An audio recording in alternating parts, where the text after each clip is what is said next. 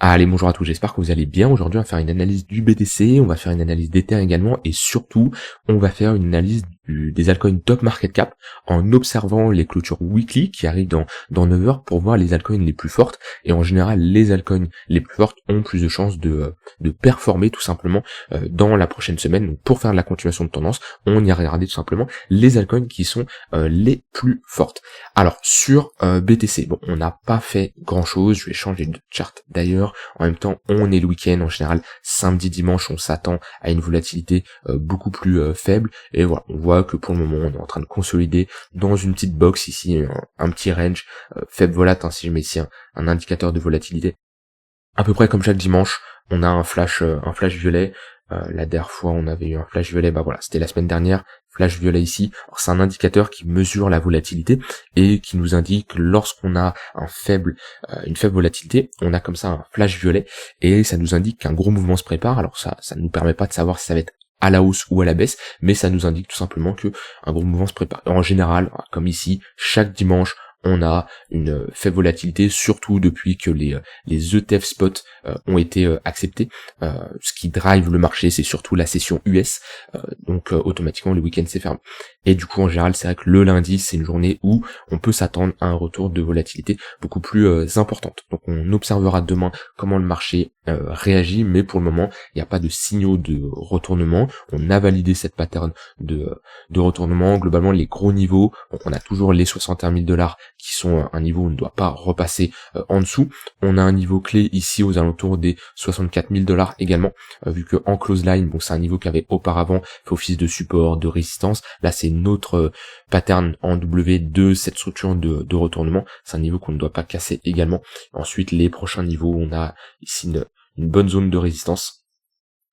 Et également cette zone là, voilà, c'est les deux prochains niveaux. Actuellement on est également sur une petite résistance, il y a pas mal de niveaux quand même, où il y a eu pas mal de touches, hein, c'est normal, c'est un range, on a passé quand même 2 mois, mais voilà, pour le moment pas de signaux de retournement, le marché a toujours le potentiel selon moi d'aller chercher un nouvel ATH. Maintenant c'est vrai que c'est pas une zone où j'ai cherché des longues, hein. D'un point de vue swing en tout cas, pour moi déjà de 1 parce que le risk reward n'est pas intéressant, donc c'est à dire quelqu'un qui rentre là, globalement, bon, son stop il met sous la structure ou sous ce creux ici et il va targeter du 2 pour 1. En général, j'aime pas avoir un TP où j'anticipe de faire un nouveau sommet, d'accord? Et c'est pour ça que mon trade actuel, on le voit bien, voilà, mon TP ça arrive en haut de notre range qui est une target réaliste. En général, quand on fait une déviation, réintégration, on a de grandes chances d'aller chercher la borne opposée. Donc selon moi, ce genre de trade c'est compliqué, puis on n'est pas n'importe où, hein. On est au niveau de nos 0,118 de Fibonacci, notre zone de rechargement de short, c'est un niveau qui est censé être défendu par les vendeurs s'ils veulent maintenir des sommets de plus en plus bas, d'accord? Si je prends l'entièreté de ce mouvement-là, c'est un niveau qui sera clairement défendu par les vendeurs. Donc d'un point de vue swing, c'est compliqué. Sur l'intraday, peut y avoir des opportunités. On avait eu un pullback comme je vous l'ai montré parfaitement, point pivot daily, point pivot weekly. On s'est rattaqué ici au tunnel 15 minutes, le haut du tunnel il a fait office de support. Pour le moment on est dedans, c'est une bonne zone de localisation. Maintenant on voit qu'on a un affaiblissement. Après c'est compliqué parce que c'est le week-end, comme je dis, faible volatilité, mais si on ignore ça, on prend juste d'un point de vue technique, mais on voit que ici, on a un fort mouvement, et ça on le voit ici sur l'indicateur de momentum, on a un fort mouvement avec une bonne impulsion, un vrai flux, et sur cette seconde impulsion, qui est une impulsion, vu qu'on fait un nouveau sommet, on voit qu'on a une impulsion qui est beaucoup plus faible. Donc voilà, on voit qu'on a une divergence baissière sur le momentum, ce qui nous traduit par un affaiblissement au niveau des acheteurs. Maintenant, attention, un affaiblissement acheteur ne veut pas spécialement dire un retournement. Ce qu'il nous faut, c'est au moins une structure, une pattern de retournement. Donc ici, je regarderai déjà en 4 heures, et voilà, au moins le break d'un précédent creux, ou alors ici une pattern. On peut voir ici un creux également intermédiaire. C'est vrai que là on a une tentative de pousser avec une prise de liquidité, et on a piégé des acheteurs. Si on commence à s'installer sous les 66 500 $, et qu'on fait une structure de top de marché, des creux se mettent de plus en plus bas, oui, ça serait beaucoup moins encourageant. Et dans ce cas-là, si je trace un Fibo, prochaine target, dans ce cas-là, les 0,382, qui serait un niveau où on pourrait s'attendre à une réaction, puisque ça serait le premier arrêt de ce retracement-là. Ça, j'ai vu un truc sur... Ah ouais, on peut ajouter... Ok, alors ça c'est intéressant, c'est nouveau. Et ok, bah c'est intéressant. Sûrement une mise à jour qui est sortie sur TradingView. Ok, bah ça peut être utile. Je viens de voir ça là. Donc voilà, pour information, vous pouvez ajouter du texte en cliquant sur les 0,518, 0,786. Pourquoi pas, à voir dans quelle utilité ça pourrait être utile, mais ça ne fait pas de mal dans tous les cas. Ok, ça c'est pour BTC en tout cas sur du court, moyen et comme je l'ai dit long terme, clôture weekly. Non, j'ai pas parlé de la clôture weekly. Clôture weekly bullish, vu qu'on fait ici un ravalement. On ravale à la hausse la précédente bougie. Donc déjà de 1, on a une confirmation d'acheteurs qui se présente, d'accord. Donc on a des acheteurs qui sont manifestés et on a une bonne clôture. Alors on attend bien sûr la clôture, parce que admettons qu'on a un dump là ce dimanche soir et qu'on clôture ici, bon, on serait plus sur un ravalement et ça serait pas encourageant vu qu'on aurait une mèche qui représente plus de 50% de la bougie. Moi, je regarde très souvent les mèches, puisque les mèches veulent dire quelque chose. Hein. Chaque bougie, c'est une histoire, hein. C'est comme une histoire où on peut zoomer sur l'unité de temps pour ouvrir, on va dire, le livre et avoir plus de détails sur cette histoire-là. C'est beau. Et du coup, déjà ici, on avait une mèche qui nous montrait comme quoi qu'on avait des vendeurs qui ont tenté de break et des acheteurs qui se sont manifestés, et là on a en plus des acheteurs qui se manifestent et qui ravalent la précédente bougie, et en plus on a des vendeurs qui sont piégés. Je vous rappelle, des vendeurs piégés, c'est des vendeurs qui ont la tête sous l'eau, et c'est potentiellement des vendeurs qui peuvent se faire liquider, qui peuvent prendre un stop loss, qui peuvent clôturer leur position. Et peu importe, dans ces trois cas, c'est des rachats de position, parce que quand vous êtes un vendeur, quand vous shortez le marché, quand vous clôturez votre position, qu'est-ce qui se passe? Eh ben vous rachetez votre position. Et à l'inverse, quand vous êtes un acheteur, un long, et vous clôturez votre position, vous êtes un vendeur. Donc ça, automatiquement, ça impacte le marché. Ça, c'est pour BTC. Ether, pareil, hein, pas grand chose à dire. Globalement, on a une bougie weekly qui est moins bullish que le BTC, surtout on a une petite résistance là aux alentours des $3130, même si pour moi la plus grosse résistance est vers les 3250 dollars. Ouais, pour moi ici, Ether, clôture pas incroyable en weekly, de toute façon ça change pas, Ether est plus faible que le BTC, il oscille toujours entre ces deux bornes basse, borne haute, il n'y a pas grand chose à faire actuellement vu qu'on est sur le milieu de range, c'est un peu le pire endroit pour se positionner. Si je mets un volume profile, ouais, on a un POC beaucoup plus bas. Globalement, cherchez toujours les extrémités en dessous de la value area low ici, ou au-dessus de la value area high. Mais la value area ici, hein, qui représente cette zone-là, à l'intérieur de cette zone-là, ça représente 60% des volumes échangés. C'est pas la bonne zone pour se positionner, d'accord. Donc Ether, pas grand-chose à dire là-dessus. Si je mets des moyennes mobiles qui sont ici, tac. Ouais, on voit que Ether est encore plus faible, hein, vu que il vient de break seulement sur 4 heures. On n'a même pas une heure qui est repassée au-dessus du 4 heures, même pas le 15 minutes. Le 15 minutes, on est en train de le break. Si je regarde le BTC, bon bah on a une heure qui a cross le 4 heures depuis un moment. On a un 15 minutes qui fait bien office de support. Bon, après, il n'y a pas de surprise hein, quand on regarde la charte ETH BTC. Bon bah voilà, on se fait encore rejeter dans le tunnel d'une heure qui fait office de résistance depuis un moment. Ouais, c'est pas terrible. Les moyennes mobiles sont orientées à la baisse. Ici, on a break, on fait un pullback sur le pressant support. On était bloqué dans un range, on l'a break à la baisse, pullback. Bon, pour le moment, ETH BTC, on n'a pas de signaux de retournement. Donc, ceux qui attendent un retournement sur cette paire-là, va falloir patienter, aller chercher peut-être la prochaine zone, hein, qui est ici, et voir comment le marché réagit. Si on a ce genre de pattern de retournement, structure de bottom, comme on a eu par exemple ici. Ça, c'est le genre de pattern qu'on aime bien. C'est le genre de pattern où, en général, on pose très souvent un bottom. D'accord? Avec ici une grosse épaule tête-épaule. Hein, inversée. Ici, on a l'épaule, la tête et l'épaule à nouveau. Donc techniquement, on a la ligne de coup d'ailleurs de cette épaule inversée. Si on y revient, c'est une zone qui doit être absolument défendue par les acheteurs.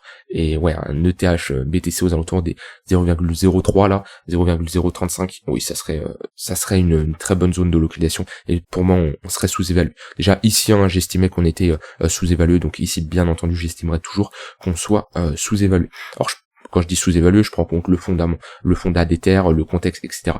Sachant qu'il y a des ETF spot, on est censé avoir une réponse qui arrive. Pour moi, qui seront, comme je l'ai dit, hein, je me répète, je pense que j'en ai déjà parlé de la précédente vidéo, mais je m'attends à des ETF spot qui sont acceptés en 2024, début 2025. Je pense que l'élection du président américain en novembre 2024 peut jouer, d'accord, là-dessus. Mais je sais pas si au mois de mai c'est peut-être un peu trop tôt. Mais BlackRock c'est pas au mois de mai, BlackRock c'est cet été. Donc ça se trouve, après ça aurait pas de sens de refuser les ETF au mois de mai et les accepter pour BlackRock, ça aurait pas de sens. Donc on suit ça, mais dans tous les cas je pense que sur sur le long terme, ils seront acceptés. On en avait parlé, il y a 2 narratifs qui jouent pour Ether pour le marché crypto, BTC et Ether dans les prochains mois. On a FTX, les fonds qui sont censés être remboursés pour les utilisateurs, on parle quand même de 15 milliards de dollars qui étaient déjà investis sur le marché crypto. Si on les rembourse, c'est 15 milliards qui pourraient être à nouveau réengagés dans le marché crypto. Donc ça peut clairement impacter le prix à la hausse. Et on a les élections présidentielles, où en fonction du président qui sera accepté, ça pourrait avoir un impact bien sûr sur le marché. Alors, les altcoins. Donc les altcoins en fonction de leur clôture weekly, on va regarder ça. Moi, BNB, je suis pas rentré en position, mais j'attends un niveau clé là. Si on commence à s'affranchir des 605 dollars avec une forte volatilité, un momentum, ça peut être une bonne zone, parce que on a toujours cette faible volatilité sur BNB, toujours dans cette phase de compression, et si on regagne ce niveau-là, clairement on pourrait aller faire un nouvel ATH. Maintenant, c'est pas actuellement une crypto forte. Ça l'a été, mais on est toujours dans cette phase de faible volatilité. XRP, c'est pas non plus une crypto forte, on est toujours bloqué dans des ranges sur du court terme. Solana, c'est une crypto forte, dans le même principe que BTC, on fait un ravalement, on sort de ce range à la hausse ici, avec cette validation de clôture au-dessus des 159 dollars. Pour moi, c'est assez encourageant, et on peut chercher à travailler Solana à la hausse sur de l'intraday ou sur du swing. En tout cas, en fait, partez d'un principe que une altcoin, alors je parle d'un point de vue trading, parce qu'il y en a d'un point de vue trading qui se disent, ok, bon Solana a performé, je la mets de côté, je me concentre sur des altcoins qui n'ont pas encore performé. Par exemple, XRP. Pour moi, c'est pas la bonne approche. Une altcoin qui est forte, concentrez-vous dessus, elle a plus de chances de continuer à être forte que de s'essouffler, d'accord? Alors oui, à un moment, elle peut passer de forte à faible, bien sûr, mais si elle est forte, il y a plus de chances qu'elle continue. Dans le même principe qu'une tendance qui est haussière, elle a plus de chances de continuer. C'est la même chose pour une altcoin qui est forte. ADA, bon, rien d'incroyable. AVAX, rien d'incroyable. Dogecoin, rien d'incroyable. TRX non plus. Chainlink, on a un bon ravalement. Ok, Chainlink qui a très bien performé. Je vais changer de chart. Ouais, Chainlink qui a bien performé. On est revenu chercher un niveau de support vers les 13 dollars, qui est notre précédent range ici. Hop. Ou classique, voilà. Quand on réintègre un range, en général, on vient faire une déviation à la baisse. Enfin, quand on réintègre la borne haute d'un range, en général, on va chercher la borne basse. C'est pas pour ça qu'on la break, mais c'est assez classique. On est venu prendre la liquidité. Ici, pattern de retournement. Et pareil, Chainlink, la charte est plutôt pas mal. On a un bon ravalement. Pareil, si je mets, non, pas des volumes, des moyennes mobiles. Ouais, pareil, le tunnel 15 minutes qui peut faire office de support, et si on le break, faudra regarder le tunnel 1 heure, c'est une bonne zone de localisation dans les prochaines heures, prochains jours, si on y va pour faire de la continuation de tendance sur ces niveaux-là. Donc on a Chainlink, comme je l'ai dit, on a Solana, Chainlink, Polkadot, c'est pas terrible, bien qu'il soit sur une très bonne zone de localisation qui doit absolument tenir dans un peu similaire à Chainlink, dans le sens où on a break, on a réintégré ce range-là, on a été prendre la liquidité. Par contre, c'est un niveau qui doit tenir, parce que sinon on réintègre un plus gros range, et dans ce cas-là, on pourrait retourner chercher les 4 dollars, ça serait pas terrible. Donc toujours sur un niveau très important, Polkadot. Matic, ça bouge pas trop, faible volatilité, il se passe pas grand-chose. On voit qu'on a un désintérêt total pour cette crypto. Dogecoin, c'est pas une bonne clôture weekly, ICP non plus, Shiba non plus. Alors quand je dis pas bonne, je dis pas que c'est bearish, je dis juste qu'on n'a pas un ravalement assez différent d'un Solana. Le but, c'est de voir quelles sont les altcoins qui sont fortes, qui sont prêtes à surperformer BTC, là où il y a de la demande. Comme on a vu, Solana, Chainlink, BTC, après des cryptos qui sont pas dans la liste, là en tête j'ai AR, je crois, AR qui performait très bien. Voilà, ça, pour faire de la continuation de tendance, c'est parfait, d'accord? C'est-à-dire que on a dump, pendant que le BTC était en train de consolider, il faisait pas grand-chose, on a tout rattrapé, on est proche de faire un nouvel ATH. Donc ça, c'est des altcoins où, pour faire de la continuation de tendance, c'est parfait. Tunnel 15 minutes, s'il casse, tunnel 1 heure, etc., etc. Mais ça, c'est parfait pour faire de la continuation de tendance et chercher à se positionner, que ce soit sur du swing ou sur de l'intraday. On se concentre sur des altcoins qui sont fortes. AR, c'est un bon exemple. RNDR, si je dis pas de bêtises, c'est un bon exemple. Bon, cette clôture weekly, elle est pas incroyable, mais globalement, dans les 2 dernières semaines, c'était un bon exemple. J'en étais où? Bitcoin Cash, c'est pas incroyable. Bitcoin, c'est pas incroyable. Stellar, c'est pas incroyable. ETC, c'est pas incroyable. Atom, c'est pas incroyable plus. Algo non plus. STX, c'est faible. J'en parlais, faut voir. Alors, STX, c'était une altcoin qui était forte. Depuis, elle est passée en altcoin qui est faible. Donc pour moi, Pour revoir une altcoin qui était forte, qui est passée faible, qui repasse à nouveau forte, j'aimerais une pattern de retournement, un ravalement, quelque chose qui me montre que cette altcoin a du peps. Et pour le moment, ce n'est pas le cas. On est quand même sur une bonne zone de localisation vu qu'on est au niveau du tunnel daily. Par contre, si ce niveau casse, la prochaine zone, c'est les 1,5 centimes de dollars dans notre zone de rechargement, qui sera également une très bonne zone de localisation, vu qu'on ferait un pullback ici sur la ligne de coup d'une grosse pattern de retournement monthly. EGLD, c'est moche. EGLD, on est très bas quand même. Aptos, c'est pas terrible. Optimism non plus. NIR, c'est pas mal. NIR, c'est pas mal, mais on est proche quand même on est sur un niveau de résistance. Ça serait bien de repasser au-dessus de ce niveau-là. Je regarde ce qu'on a en daily. Ouais, c'est compliqué de chercher des longues proches d'un sommet comme ça. Bien qu'on soit dans une dynamique haussière. Sur un bon niveau, pour le moment on a un bon rejet dans le tunnel 1 heure, ça serait bien de retrouver un momentum assez fort, break le précédent sommet, faire de la continuation de tendance sur du 15 minutes. VET, pareil, VET c'est pas terrible, bien qu'il soit sur une bonne zone de localisation. Après, il y a une différence entre trader la valeur et trader le momentum. Quand on trade le momentum, on veut une altcoin qui est forte, une altcoin qui a du peps, d'accord. Les moyennes mobiles sont orientées à la hausse, on est dans des phases de latéralisation. Voilà. Techniquement, BNB, là, si je rentre en position, je cherche à trader le momentum, d'accord. Donc, on n'est pas sur un actif qui est spécialement sous-évalué, mais voilà, l'altcoin est forte, les moyennes mobiles sont orientées à la hausse, on est dans une phase de compression, on épuise l'offre, ok. La dynamique actuelle est en range, mais on est pressé par une dynamique haussière, donc on a plus de chances d'avoir une continuation. Là, je trade le momentum. Par contre, sur des altcoins, comme je l'ai dit, sur du VET, ici, je vais pas trader le momentum, on va plutôt trader à la valeur. Donc, notre but, c'est de se positionner sur des gros niveaux de support weekly, monthly, et avoir une pattern de retournement ou une confirmation comme quoi on pose un bottom, d'accord. Mais voilà, on n'a pas la même approche qu'on trade la valeur et qu'on trade le momentum. Trader la valeur, on se positionne sur des niveaux d'intervention weekly, monthly. Trader le momentum, on peut acheter haut pour revendre plus haut, tout simplement.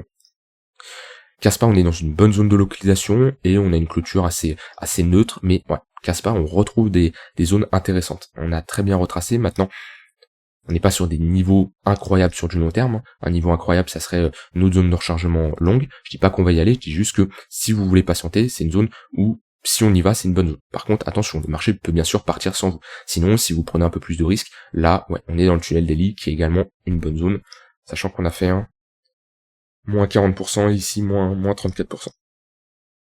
Yenji, c'est pas une altcoin qui est forte, on est repassé sous le tunnel daily, on a le 4 heures qui crosse le daily à la baisse, ça c'est pas incroyable, on voit que on n'a pas une clôture weekly qui est incroyable.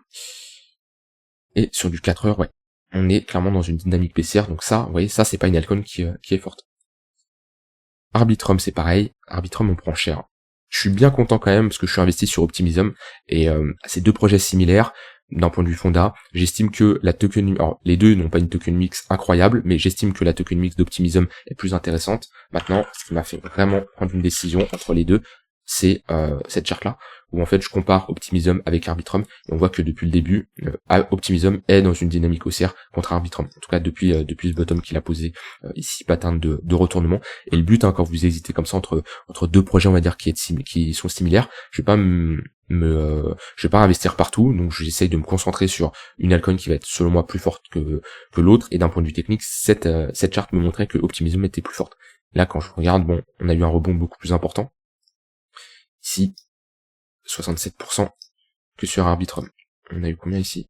Ça, 49%, et on est déjà revenu presque chercher la mèche. Donc ouais, pas terrible. Et on a Sei qui n'a pas une clôture incroyable.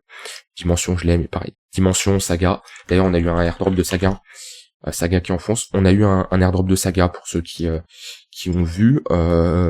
À nouveau, en plus du airdrop qu'on a eu la dernière fois. Donc voilà, je sais plus combien ça représente, mais j'ai dû avoir 110 tokens, un truc comme ça. Bon, c'est toujours ça de prix, sachant que c'est pas de l'argent qui vient de ma poche, vu que j'ai stacké du Atom, etc.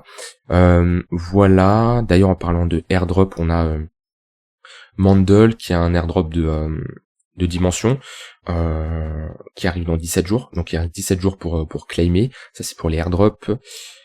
On attend toujours Namada. Et Saga, alors donc Namada, je sais pas du tout ce que ça donne, je sais pas, j'ai rien à dire là-dessus. Et aux dernières nouvelles, ça devait arriver fin avril. Pour le moment, c'est pas du tout arrivé. Ça devait être un gros airdrop. J'ai pas plus d'informations que ça, donc c'est peut-être retardé à voir. Et Saga, donc on a eu le Volt 1 qui est arrivé il y a 4 jours, et on a le Volt 2 qui est censé arriver rapidement, peut-être fin mai ou courant juin. Voilà, ça c'est pour les airdrops. On a vu les altcoins qui étaient intéressantes pour faire de la continuation de tendance. Après, bien sûr, vous pouvez aller sur des altcoins qui sortent un peu du lot dans le top market cap et qui se démarquent. AKT, on va voir la clôture weekly. Voilà, AKT, c'est pas mal. En clôture weekly, on continue notre hausse. GRT, c'est pas terrible. Après, ouais, dans côté d'épine, bon, AR, c'est pas mal. Qu'est-ce qu'on a d'autre? Storage, c'est pas terrible. Intelligence artificielle. iOS, ça va encore, c'est pas mal. Ouais, c'est AKT, on l'a vu. Tao, c'est pas terrible. Fed, c'est pas terrible. RNDR, bon, ouais, non, c'est pas incroyable. Enfin, c'était incroyable avant, maintenant on n'a pas une clôture weekly incroyable. Les mêmes coins, il n'y a rien qui sort. Je crois j'avais vu une altcoin dans les RWA qui avait bien performé. Je crois que c'était Hondo. Hondo, ça va, la clôture est pas dégueu. Ce qui m'embête, c'est cette mèche qui représente plus de 50% du corps de la bougie. Ça nous montre quand même, on a une réaction vendeuse. DeFi, j'ai pas vu de réaction incroyable à part Chainlink, Gaming non plus. Et ouais, bon, ce que je constate, c'est que on a quand même un BTC qui lead toujours le marché, pour terminer, avec une Bitcoin dominance qui est toujours en hausse, des altcoins qui performent, ça va, ça pourrait être mieux, mais on va pas se plaindre. Je pense que les altcoins, il y a une grosse attente sur la décision pour l'ETF spot, et c'est surtout ça qui va diriger le marché. S'il est accepté, on peut s'attendre à une altcoin season, parce que c'est pas pricé. Pour moi, Ether, il y a rien qui est pricé. Donc la news peut fortement impacter. Alors, à la limite, c'est pricé à la baisse, mais en tout cas, c'est absolument pas pricé à la hausse. Ça a été pricé à la hausse pendant un moment, ok. Lorsqu'on a eu l'ETF Bitcoin qui est arrivé, tout le monde a switch un peu sur Ether, en disant que c'est le prochain ETF. Donc ça a été pricé à la hausse. Et le marché a corrigé à la baisse ce pricing, et pour moi on attend cette news, et on verra comment le marché réagit. Voilà, j'espère que cette vidéo vous aura plu, j'ai rien d'autre à ajouter. Si, comme chaque dimanche, la Trader Letter, si vous voulez vous inscrire, j'envoie un cours chaque dimanche, où je te partage des connaissances que j'ai acquises ces dernières années, crypto, trading, investissement, où le but c'est tout simplement de t'aider à que tu sois meilleur sur les marchés. Donc voilà, le lien en description si ça t'intéresse. Je vous souhaite une très bonne fin de journée, et on se retrouve demain pour une prochaine vidéo. Bye bye.